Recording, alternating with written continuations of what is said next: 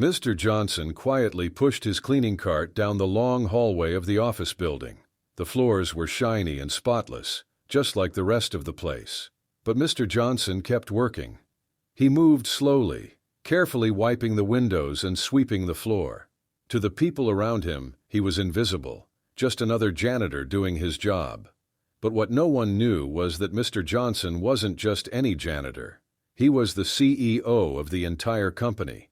He didn't wear a fancy suit or sit behind a big desk because he liked to see how things worked when no one thought he was watching.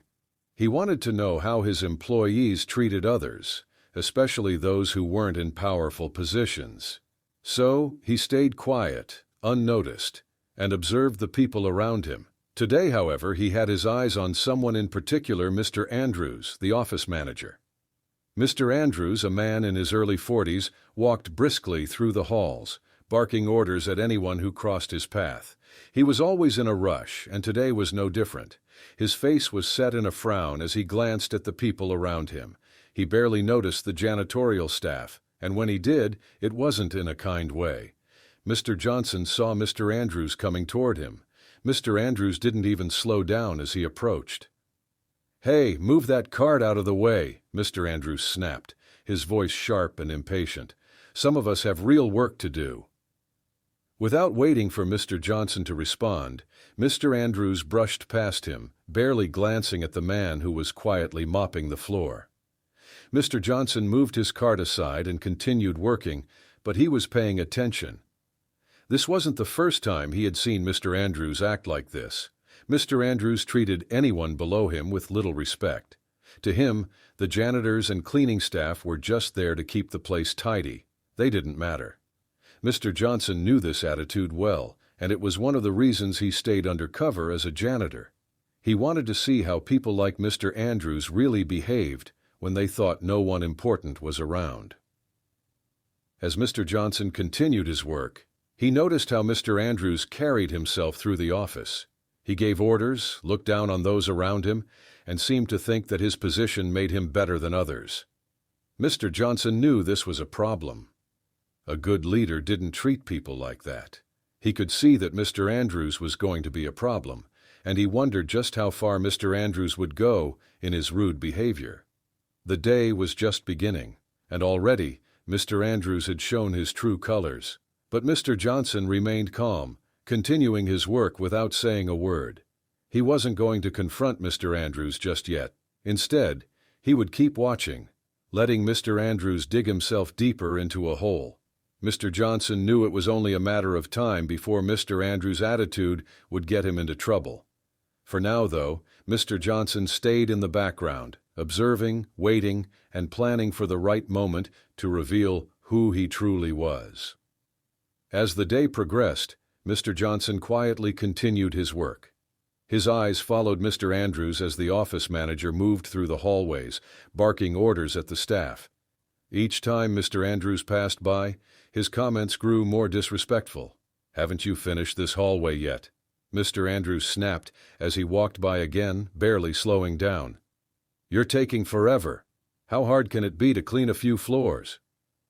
Mr. Johnson didn't respond. He simply nodded and kept mopping the floors, his face calm. Inside, however, he was watching and thinking. He knew that Mr. Andrews wasn't just rude to him. This behavior extended to everyone in lower positions. The office manager treated anyone who wasn't in a suit or holding an important title as if they didn't matter. The tension between the two of them grew with each passing moment. Mr. Andrews clearly saw Mr. Johnson as nothing more than a simple worker, not worth his time or respect. To Mr. Andrews, the janitorial staff was invisible, there to serve, but never to be acknowledged. Mr. Johnson, however, was taking note of every word and every action, quietly building a picture of how Mr. Andrews really ran things when no one of importance was watching. The next time Mr. Andrews passed by, he stopped in his tracks. He stood over Mr. Johnson, arms crossed, watching him work. "You know," Mr. Andrews said, his voice dripping with sarcasm, "if you worked a little faster, maybe we wouldn't have to hire so many of you." A few employees nearby glanced at the scene, clearly uncomfortable, but no one said anything. Mr. Johnson could feel the weight of their stares, but he continued his work without saying a word. The conflict was growing, and it was becoming clear that Mr. Andrews had no respect for the people he thought were beneath him. Mr. Johnson remained silent, his face calm, but inside he knew that this behavior couldn't go unchecked for much longer. He was just waiting for the right moment to step in and show Mr. Andrews exactly who he was dealing with. By midday, the office had settled into its usual rhythm. Employees were busy at their desks, typing away or holding meetings. Mr. Johnson continued cleaning, his quiet presence barely noticed by anyone. But Mr. Andrews had not forgotten about him. Each time he saw Mr. Johnson, his attitude became more hostile. As Mr. Johnson cleaned the area near the break room, Mr. Andrews approached, followed by a small group of employees. Without warning, Mr. Andrews stopped in front of Mr. Johnson, his eyes narrowing. "Are you still here?" he asked loudly, making sure everyone around could hear him. "It's been hours, and you're still cleaning the same spot. Do you even know what you're doing?"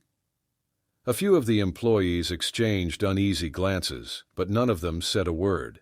They were used to Mr. Andrews' behavior, but seeing him target Mr. Johnson so openly made them uncomfortable.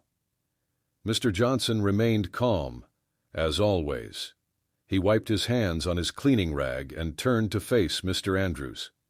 "I'm just doing my job," he said quietly, his voice steady. Mr. Andrews let out a mocking laugh. "Your job," he sneered. "Well, it looks like you're not very good at it. Maybe you should be faster, or maybe we don't need you here at all."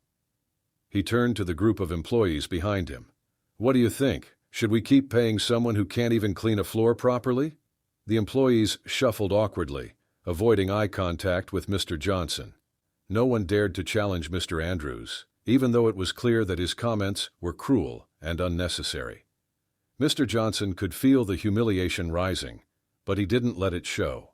Instead, he calmly turned back to his work, continuing to mop the floor as though nothing had happened. But inside, Mr. Johnson knew that things were coming to a head. Mr. Andrews' behavior had crossed a line, and it wouldn't be long before he had to face the consequences. As the afternoon wore on, the atmosphere in the office grew heavier. Mr. Johnson continued his work, but he could feel the eyes of the employees on him.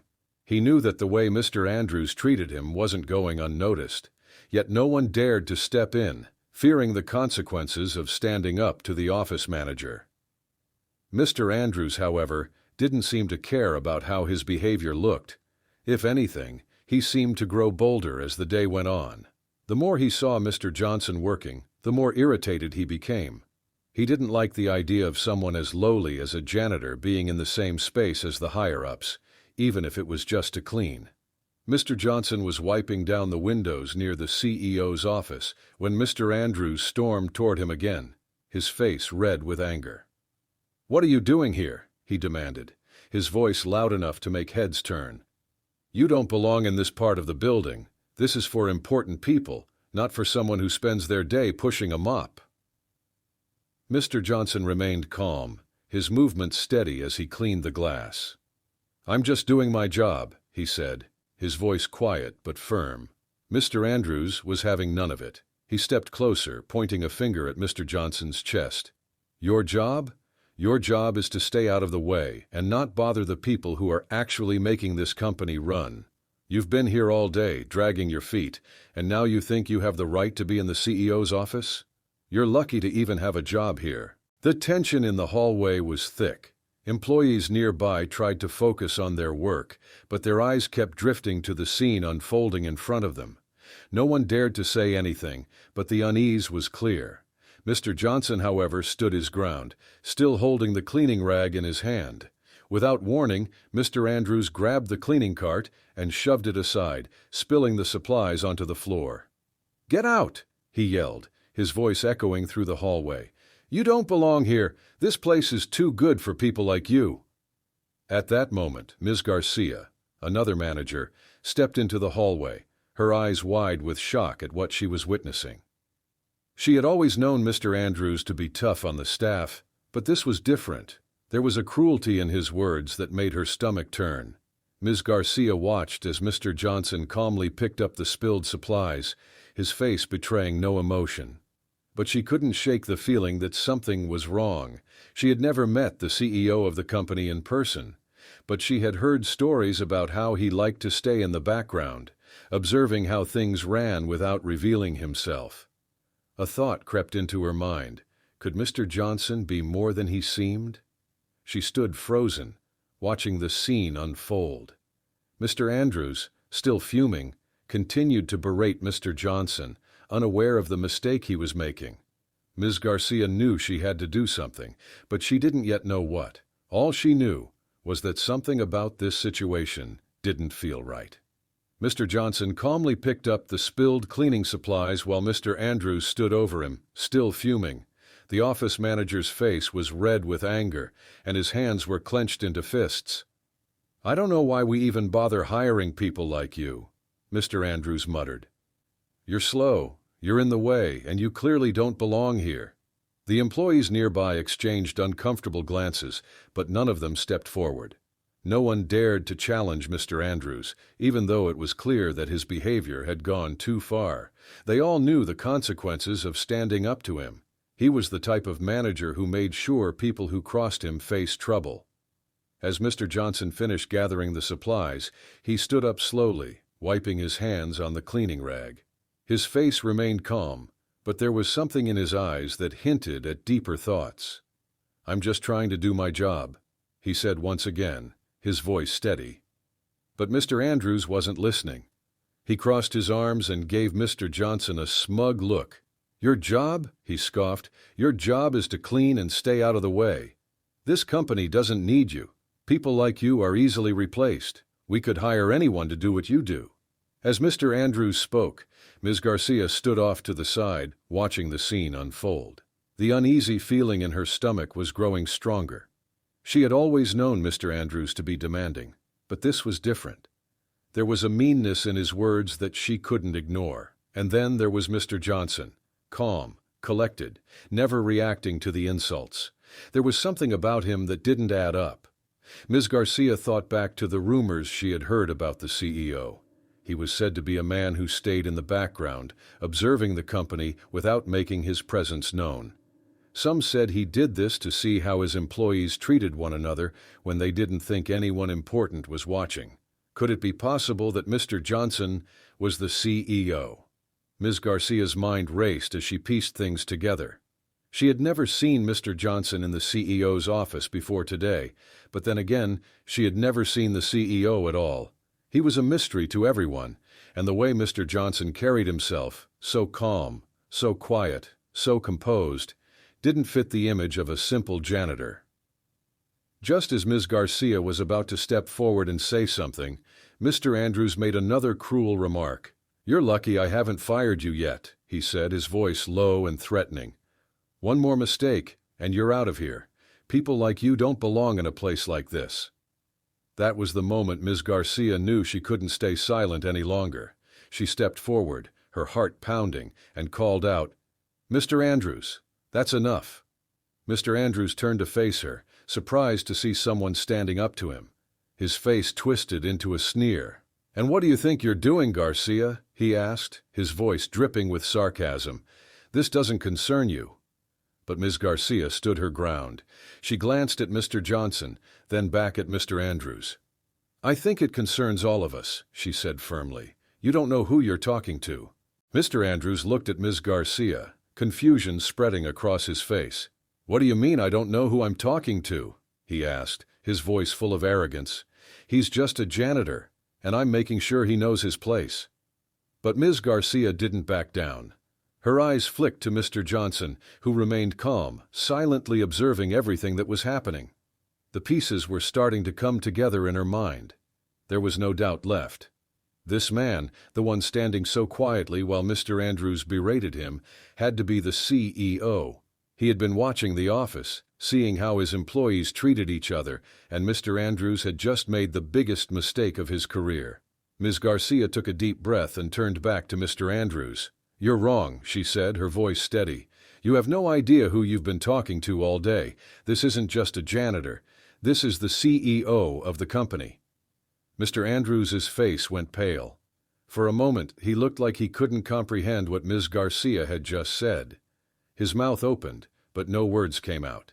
He glanced at Mr. Johnson, then back at Ms. Garcia, trying to process the information. "The CEO?" he finally managed to stammer, his voice shaky. "That's impossible. He's just been cleaning all day." Ms. Garcia shook her head. "You've made a huge mistake, Mr. Andrews," she said quietly. "And now you're going to face the consequences." Mr. Johnson, still standing silently, watched the scene unfold. He had allowed things to go this far because he wanted to see how Mr. Andrews truly treated people when he thought no one important was watching. But now, the truth was out, and Mr. Andrews' world was about to come crashing down. "Thank you for your patience." Mr. Andrews stood frozen, his mind racing. How could this be possible? The man he had been insulting all day couldn't be the CEO. It didn't make sense. But as he looked into Mr. Johnson's calm eyes, doubt began to creep in. The realization slowly dawned on him. He had made a terrible mistake, and now there was no way out of it. The employees nearby watched in stunned silence. Word had spread quickly, and more people gathered to witness the confrontation. They had all seen Mr. Andrews's harsh treatment of the janitor, never realizing that the quiet man pushing the cleaning cart was actually their CEO. Now, as they looked at Mr. Johnson, everything became clear. The stories they had heard about the CEO, about how he liked to stay in the background and observe his company without anyone knowing, all started to make sense. Ms. Garcia stood beside Mr. Johnson, her eyes filled with quiet determination. She had seen enough. It was time for Mr. Andrews to face the consequences of his actions. "Mr. Johnson has been watching you all day," she said firmly. "He's seen how you treat the people who work here, especially those you think are beneath you. And now, you're going to answer for it." Mr. Andrews tried to speak, but his voice came out as a whisper. "I didn't know," he muttered, his eyes wide with fear. I thought he was just a janitor?" Mr. Johnson finally spoke, his voice calm but carrying a weight of authority. He stepped forward, looking directly at Mr. Andrews. "Is that what you thought? That because I was cleaning the floors I was somehow less important? That I didn't deserve the same respect as everyone else in this office?" Mr. Andrews swallowed hard, his face pale. I didn't know." "That's the problem," Mr. Johnson said, his voice firm but not unkind. "You didn't know because you didn't bother to find out. You saw what you wanted to see, a man in a janitor's uniform, someone you thought wasn't worth your time, and because of that, you treated me with disrespect." The silence in the hallway was deafening. No one dared to move or speak. All eyes were on Mr. Johnson and Mr. Andrews. Mr. Johnson continued, "It's not about titles or positions, Mr. Andrews. It's about how you treat people. Everyone here deserves respect, no matter what their job is. Today, you've shown that you don't understand that, and now there will be consequences." Mr. Andrews shook his head, trying to find the right words. "Please, I didn't know. I didn't mean to. I didn't think—" Mr. Johnson raised his hand, stopping him. "It's too late for excuses. I've seen enough. You're suspended, effective immediately." Mr. Andrews' face crumbled as the weight of Mr. Johnson's words sank in. He had gone too far, and now there was no way to undo the damage. His career, his reputation, it was all crumbling before his eyes. With his head hanging low, Mr. Andrews turned and walked away, his footsteps echoing through the silent hallway. Mr. Andrews walked away in shame, his footsteps heavy as he disappeared down the hall. The employees who had witnessed the entire scene were left speechless. Some exchanged glances, still trying to process what had just happened. It wasn't every day that you watched an office manager be publicly reprimanded and suspended, especially by someone they all thought was just the janitor. Mr. Johnson remained standing in the hallway, his calm demeanor unchanged. He could feel the eyes of his employees on him, but he wasn't seeking attention. Today wasn't about him showing off his authority, it was about setting an example. He had seen enough to know how people in the office were being treated when no one thought anyone important was watching. Ms. Garcia stepped forward, standing by Mr. Johnson's side. "You handled that well," she said quietly, her voice filled with respect. "Mr. Andrews needed to be taught a lesson, and I think everyone here just learned something important." Mr. Johnson nodded. "It's not about punishment, Ms. Garcia," he said. "It's about teaching people that respect should be given to everyone, no matter their title or job. If someone treats the janitor with disrespect, they will treat anyone with disrespect. And in this company, that's not something we tolerate." The employees who had gathered slowly started to return to their desks, but they did so with a new understanding. Mr. Johnson wasn't just the CEO. They now realized he was a leader who valued fairness and respect above all else. And the lesson they had just witnessed would stay with them for a long time. Ms. Garcia glanced around, seeing the change in the atmosphere. She knew that today had made an impact on everyone who worked here. "You've made your point," she said, smiling at Mr. Johnson. "I think things are going to be different around here from now on." As the office returned to its usual rhythm, the air felt different. There was a newfound respect among the employees, especially toward Mr. Johnson. People who had barely noticed him before now gave him nods of acknowledgement, their expressions filled with admiration. Mr. Johnson, however, remained as humble as ever, pushing his cleaning cart with the same quiet determination. Ms. Garcia caught up to him as he walked past the CEO's office. "So," she began with a smile, "are you going to return to your office now? Or will we keep seeing you around here with the mop in your hand?" Mr. Johnson chuckled softly. "I think I'll stay undercover just a little longer," he said, his eyes twinkling. "There's always more to learn about how people behave when they think no one important is watching." Ms. Garcia nodded, impressed by his approach. "Well, after today, I think people will be on their best behavior, whether they know you're around or not." Mr. Johnson smiled, but there was a thoughtful look in his eyes. "The goal isn't to make people act better because they're afraid of consequences," he said. "The goal is to build a culture where respect is given to everyone, no matter their title or position.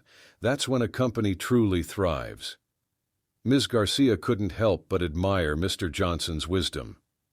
"You've shown us that today," she said. "I think the way people look at each other will never be the same in this office." Mr. Johnson gave a small nod of satisfaction. As he pushed his cart down the hallway, his steps quiet and steady, he knew that his mission wasn't just to lead, it was to inspire change. And today he had done just that. The office wasn't just a place of work anymore. It had become a place of respect, fairness, and understanding. And that was exactly the kind of company Mr. Johnson had always dreamed of building.